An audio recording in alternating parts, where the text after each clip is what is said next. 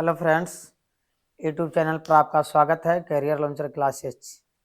चलिए आज आप लोग के लिए लेकर आए हैं polynomials topic 10th class math का एनसीईआरटी का पोलिनोमियल्स टॉपिक जो देखेंगे हम लोग एकदम बिल्कुल बेसिक क्लास से देखते हुए आगे की ओर बढ़ेंगे। तो आप गौर से ध्यान दिया, पूरा आपको पीडीएफ फार्मूला लेकर के आए हैं। आपको पीडीएफ में भी मिल जाएंगे फार्मूला, ये जितना बेसिक है। ये थोड़ा सा हम सोचे कि थोड़ा सा बच्चे के समझा लेते हैं तो उसको क्या होगा, याद करने में आसान होगा। जहाँ पे जो त्रुटियां होगा वहाँ बोलिएगा कि सर यहाँ समझ नहीं आया, दोबारा समझाने की कोशिश करेंगे। इस पे यूट्यूब पर जो बच्चे लाइव देख रहे होंगे या एप्लीकेशन के माध्यम से देख रहे होंगे तो वो जरूर कोशिश करेंगे कि जहाँ पे दिक्कत हो वहाँ कमेंट बॉक्स में लिखना ना भूलें, है ना। व्हाट्सएप चैट पर आप चैट भी कर सकते हैं। तो चलिए टाइम के बचाते हुए आगे बढ़ते हैं। पोलिनोमियल्स टॉपिक यहाँ पे देखना, सबसे पहले मेरे भाई कह रहा है बहुपद, यहाँ से स्टार्ट है। ऊपर वाला तो पिछला एक्सरसाइज का थ्योरी था। यहाँ से देखिए पोलिनोमियल्स, यहाँ चर अचर बहुपद घात, घात के आधार पर बहुपद के प्रकार समझना है। तो यहाँ समझना है कि चर संख्या या चर क्या है। जिस राशि का मान बदलते रहता है उसे चर कहते हैं। जिस राशि का मान बदलते रहता है उसे चर कहते हैं। इसमें चर देखा जाए मेरे भाई तो आप समझ रहे होंगे कि चर में आपको आ जाएगा एक्स वाई जेड, है ना, ए बी सी डी, इस सब के सब चर राशि है। कौन सा राशि है? चर राशि है। तो चर राशि, जिस राशि का मान हमेशा बदलते रहता है उसे चर राशि कहते हैं। अगर समझना हो कि मान लिया जाए, यहाँ पे आपको ले लेते हैं, यहाँ चर राशि के लिए समझिएगा चर और अचर, एक्स प्लस वाई बराबर 30। अगर बात बताते हैं कि ये लेफ्ट साइड है एक्स वाई, राइट साइड है 30, तो यहाँ पे कौन सा ऐसा संख्या लिखा जाए कि 30 हो जाए। तो चर में, चर के मतलब होता है जो आप उम्मीद करिएगा वो नहीं होगा, मतलब मूर्ख बनाने वाला काम, चरा देने वाला। जो बचपना में बच्चे को समझाया जाता है कि हमको ये तू सिखा रहा है ना। चलिए बढ़िया बात है, आप समझ ही रहेंगे लैंग्वेज के माध्यम से। तो यहाँ देखेंगे मेरे भाई कि 25 प्लस 5 जोड़िएगा तो क्या मिलेगा? 30। ऐसा भी हो सकता है मेरे भाई कि यहाँ पे 20 प्लस 10 मिलेगा 30। यहाँ पे अगर देखे जाए 15 प्लस 15 तो मिलेगा 30। मतलब एक्स वाई के जगह क्या आ जाएगा ये भी पता नहीं। 25 प्लस 5 बराबर 30, 5 प्लस 25 मिल जाएगा 30। इसी तरह से 29 प्लस 1 बराबर 30, 1 प्लस 29 मिलेगा 30। ये तो बात सेम ही आ रहा है। यहाँ पे ऐसे भी आप कर सकते हैं, 28 प्लस 2 मिलेगा 30। यहाँ पे देखा जाए 27 प्लस 3 मिलेगा 30। ये बात समझ नहीं आ रहा है कि हम लोग के चर संख्या, यहाँ चर संख्या और अचर संख्या, चर संख्या के स्थान पर आपको कुछ भी टर्म आएगा, आप जो सोचिएगा, अगर मानिएगा एक्स बराबर 0 तो वाई का मान कुछ और आ सकता है। उसी तरह से हम लोग समझ लेते हैं ये चर संख्या का परिवार है। चर संख्या ने एक्स माने 20, वाई माने 10, 30 दिया। लेकिन अचर समझिए, जिस राशि का मान नहीं बदलते रहता है उसे अचर राशि कहते हैं। अचर राशि के लिए मेरे भाई समझना यहाँ पे कि यहाँ पे 20 प्लस 10 बराबर 30। ये फिक्स है कि 20 और 10 को जोड़ेंगे तो 30 मिलेगा। ये अचर संख्या है।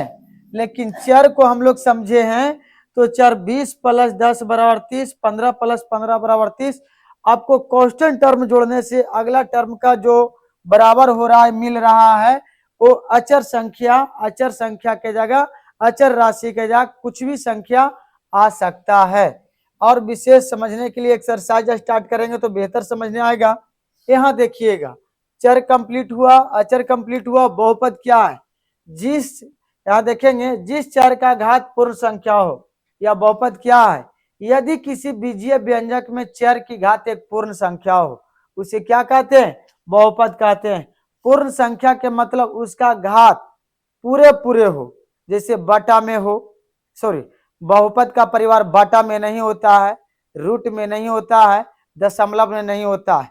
उसका घात होगा मेरे भाई पूरे पूरे, जैसे x के पावर 1, y के पावर 2, z के पावर 3, अगर इसी तरह से x के पावर 1/2 ये गलत हो जाएगा, है ना। x के पावर 0.1.2 ये नहीं होगा। आप फिक्स कर लीजिए कि बहुपद की घात बटा में, रूट में, दशमलव में, ये सारी में नहीं होता है।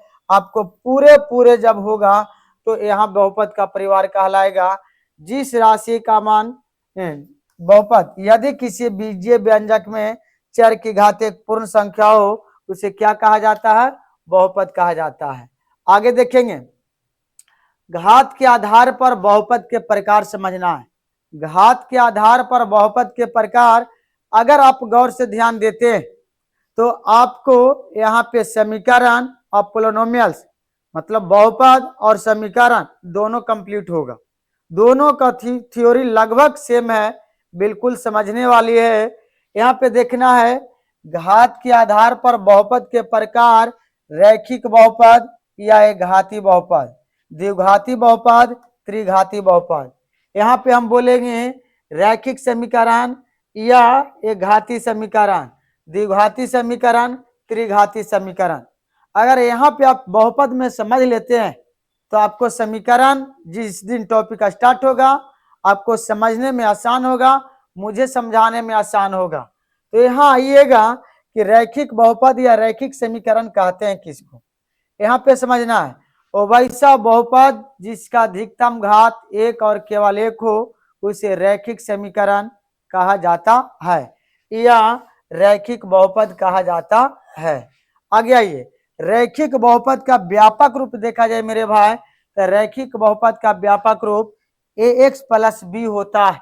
अगर जहां करके देखा जाए तो आपको यहाँ दर्शाया गया है एरो के माध्यम से रैखिक बहुपद या समीकरण में x के गुणांक को a से अचर राशि, अचर पद या अचर राशि को b से, इसको बढ़िया से और समझाया गया था कि जहां a बराबर x का गुणांक b बराबर अचर राशि।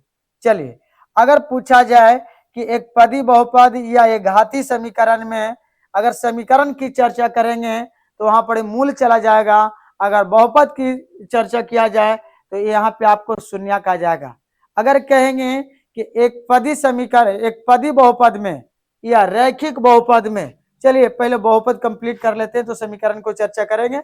इसमें कुछ बच्चे फंस जाएंगे तो फिर दिक्कत होगा। अगर कहेगा कि एक पदी बहुपद या रैखिक बहुपद में शून्यकों की संख्या एक और केवल एक होते हैं जिसे हम लोग अल्फा से सूचित करते हैं।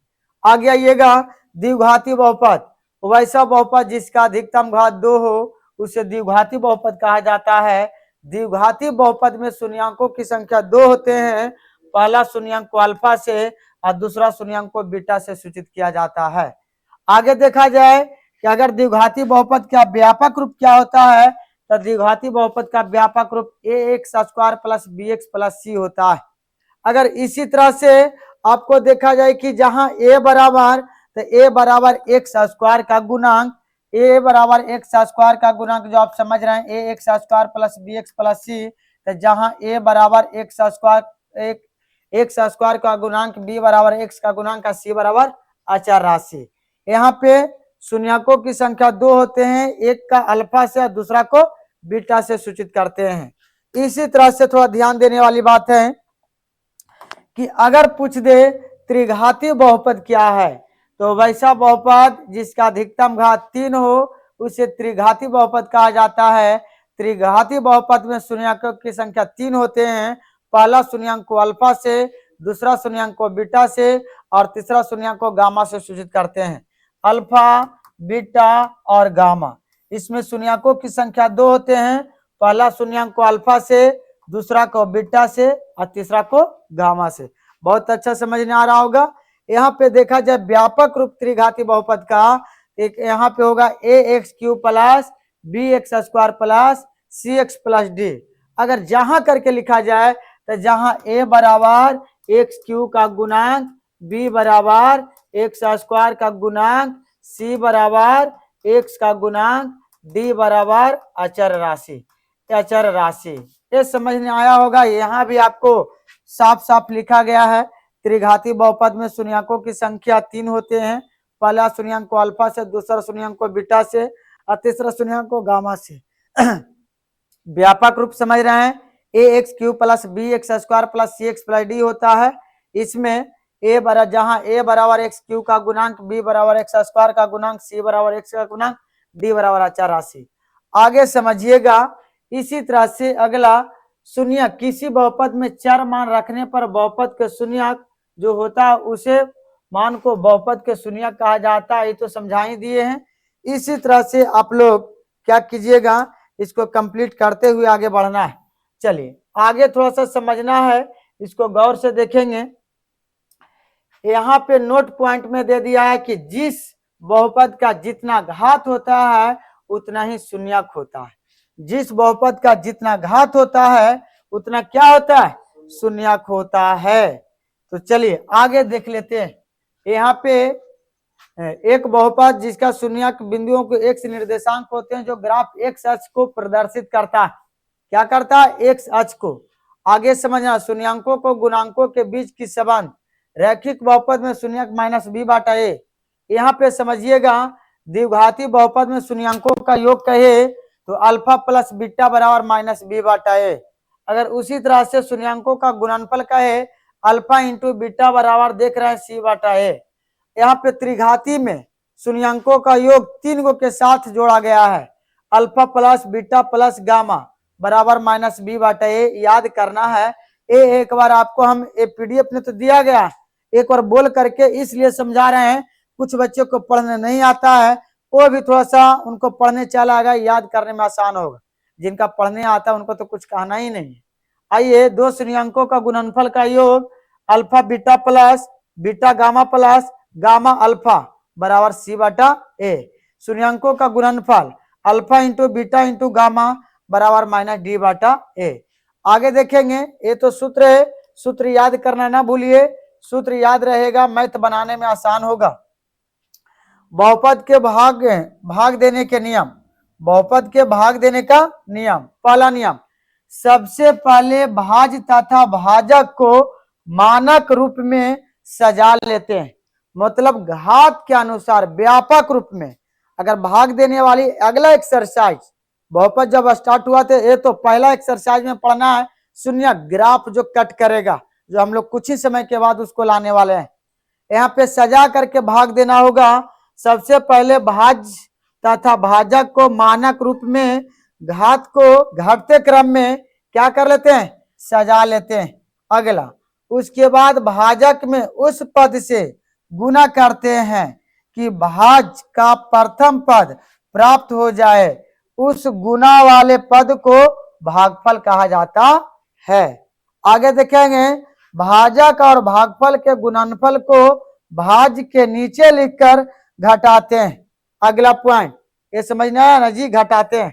यदि क्रिया तब तक करते रहते हैं जब तक कि भाज्य का घात भाजक के घात से कम ना हो जाए।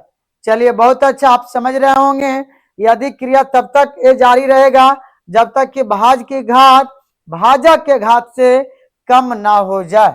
चलिए बहुत अच्छा है, आगे बढ़ाते हैं इसको।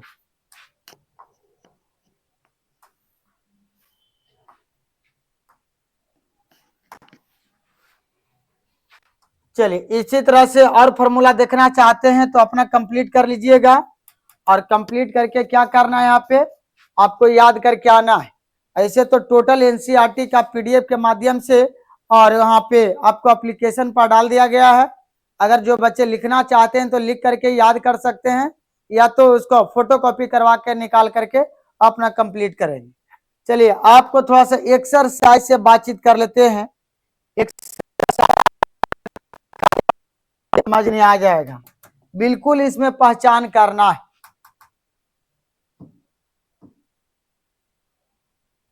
चलिए यहाँ देखिए और आप बताइए, सबसे पहले बताइए, जवाब आ रहा है आप लोग के तरफ से, बहुत अच्छा जवाब है। चलिए सब लोग जुड़े हुए हैं ना, चलिए थैंक यू सो मच, जुड़ने के लिए धन्यवाद। जो बच्चे नहीं जुड़े हैं अपना अपना मित्र के पास लिंक शेयर कीजिए, जल्द से जुड़ जाएंगे, वो भी लाभ उठाएंगे एक्सरसाइज 2.1 का। ये तो थोड़ा सा पीडीएफ वाली बात थी, हम लोग समझा लिए। अगर बच्चे के जहाँ पे दिक्कत होंगे वो अपना पूछने की कोशिश करेंगे। आगे देखते हैं मेरे भाई, यहाँ पे कह रहा है एक्सरसाइज एक्सरसाइज कितना है मेरे भाई? एक्सरसाइज देखा जाए तो 2.1। चलिए, टाइपिंग ने छोड़ दिया है, आगे बढ़ते हैं।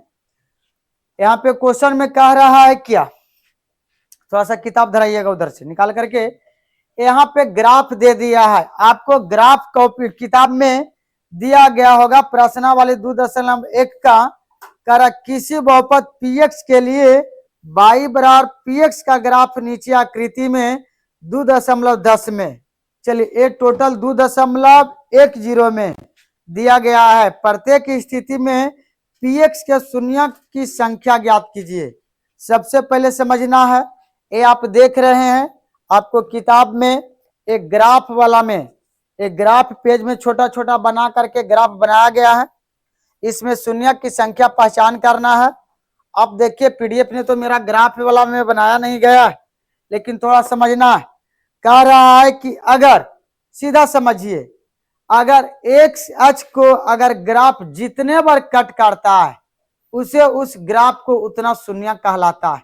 तो यहाँ समझना है कि यहाँ आप लोग के समझाया गया था कि यहाँ पे खड़ी रेखा और पड़ी रेखा, ए आपको क्षैतिज रेखा और ऊर्ध्वाधर रेखा, इसको x x dash y dash, मूल बिंदु ओरिजिन, ये भी बताया गया था। मूल बिंदु का नियामक 0,0 होता है। मूल बिंदु से दाएं धनात्मक, बाएं ऋणात्मक, ऊपर धनात्मक, नीचे ऋणात्मक होता है। अब यहाँ पर समझने वाली बात है मेरे भाई, क्या समझना है? देखो, सबसे पहले आपको इस तरह से जो प्रश्न दिया गया है, पहला नंबर, ये पहला नंबर है, पहला नंबर नहीं है, चलिए ये समझिए थोड़ा सा था। अगर जो दिया गया है थोड़ा समझ लीजिएगा, यहाँ पे उठाया जाए, अगर यहाँ पे देखा जाए मेरे भाई तो क्वेश्चन आपको जो रहे समझ लीजिए पहले, एक बाद सीरियल नंबर से ले आएंगे। चलिए समझना होगा कि अगर एक अक्ष को जितना बार कट करे, अगर ग्राफ ऐसे चला जाए तो इसमें शून्य की संख्या एक अक्ष के कितने बार कट किया है? तो एक अक्ष के एक बार कट किया है, तो कहेंगे इसीलिए यह आलेख में, यह ग्राफ में, यह ग्राफ में शून्य की संख्या एक और केवल एक होगी, एक और केवल एक होगी, या एक होगी चलेगा, एक और केवल एक होगी। इसी तरह से अगर इस तरह से इसको कट करे तो काउंट कीजिए इसको भाई मेरे, शून्य नंबर 1 2 3 कितने जगह कट किया एक सच को? तो एक सच को कट किया है आपको 3 बार। कितने बार? 3 बार। इसमें शून्य की संख्या 3 हो जाएगा। अगर आपके लिए एगो लेकर आए हैं, बताइएगा जल्दी से शून्य की संख्या। इसमें शून्य की संख्या कितना होगा? 1 होगा। क्यों? क्योंकि आप समझ गए कि सर एक सच को एक स्थान पर ही, एक ही जगह कट किया है, इसीलिए शून्य की संख्या 1 होगी। तो बताइए, आगे लेकर के आते हैं। यहाँ पे पेज नंबर, क्वेश्चन नंबर आपको देखा जाएगा मेरे भाई। यहाँ पे देख लेते हैं थोड़ा सा पीडीएफ ने कहाँ पे गया है।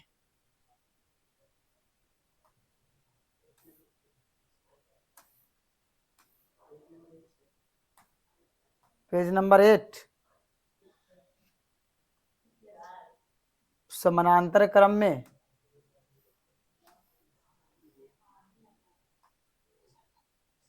छोड़ दिया है क्या?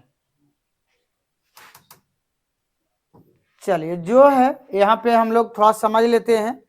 एक्सरसाइज ऐसे भी देखा जाए तो हम लोग के थोड़ा सा समझने वाली बात है, थोड़ा छोड़ दिया है तो समझ लीजिए फटाफट। पहला के पहला नंबर जल्दी से बना के दिखाएंगे, आपके बीच में ला रहे हैं, जो बच्चे बना लिए होंगे। ये एक्स होगा, ये एक्स डैश होगा, ये बाई है, ये बाई डैश।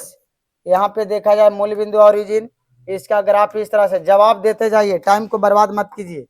अगला यहाँ पे पहला नंबर हो गया, बातें कम कीजिए, शांतिपूर्वक रहिए ऑफलाइन वाले बच्चे, जिससे ऑनलाइन वाले की आवाज इधर उधर नहीं भटकेगा माइंड। यहाँ देखना है, यहाँ पे पूछेंगे तो जवाब देना है। यहाँ पे बताइए, अपना अपना जवाब निकाल करके तैयार रहिएगा। जो बच्चे ऑनलाइन में है जवाब दे रहे हैं, ऑफलाइन वाले बच्चे के तो कुछ कहना ही नहीं है। वो अपना तो अपने आप में तैयार है। चलिए यहाँ पे एक्स है, एक्स डैश है, बढ़िया से बनाना है, बाई डैश, फटाफट जवाब मिलना चाहिए। यहाँ से इस तरह से इसका ग्राफ है। चलिए अगला आपके बीच आ रहे हैं, तीसरा कंप्लीट हुआ, चौथा नंबर एक्स होगा, एक्स डैश होगा, बाई डैश, मूल बिंदु ओरिजिन होगा, यहाँ पे देखा जाएगा। अगला आपके बीच है पांचवा number, x dash by dash, मूल बिंदु ओरिजिन मेरे भाई, इसका ग्राफ इस तरह से।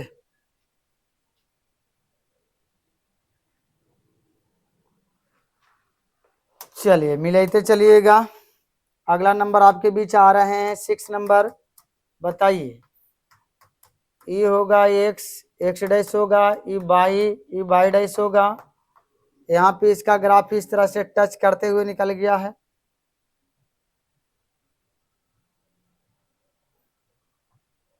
चलिए जवाब दीजिए मेरे भाई, सब मिलकर के एक साथ बोलेंगे। ऑफलाइन वाले बच्चे, इसमें शून्य की संख्या कितना होगा?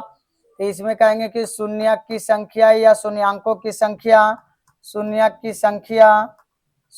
की संख्या बराबर कितना होगा? 0 होगा।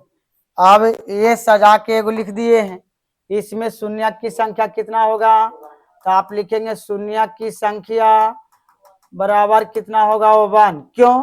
क्योंकि एक सच के एक स्थान पर कट किया है। यहाँ बताइए शून्य की संख्या कितना होगा? इसमें डायरेक्ट 3 लिख देते हैं। इसमें शून्य की संख्या देखिए कितना होगा मेरे भाई, बोलो एक साथ कितना होगा? चलिए इसमें शून्य की संख्या 2। यहाँ पे देखेंगे, इसमें पूछे कि शून्य की संख्या कितना होगा? 4 होगा। बहुत अच्छा, थैंक यू। लास्ट है, इसको जवाब दीजिएगा। यहाँ 1 यहाँ टच करके चला गया था, 1 होगा, 2 के चक्कर में ना नहीं रहना। 1 2, ये क्या होगा? इसमें शून्य की संख्या तो सजा के लिखना है, आपको हम बताएं लिखना, इसीलिए यह आलेख में शून्य की संख्या कितना? तो 3 है। चलिए बहुत अच्छा, मुझे उम्मीद है कि आपको समझ में आया होगा। क्या बताइए, आपको एक्सरसाइज 2.1 कंप्लीट हुआ है। अगला वीडियो में कल आपको लेके आएंगे एक्सरसाइज 2.2। चलिए मुझे उम्मीद है कि आपको समझ में आया होगा। थैंक यू सो मच, मिलते हैं अगले क्लास में।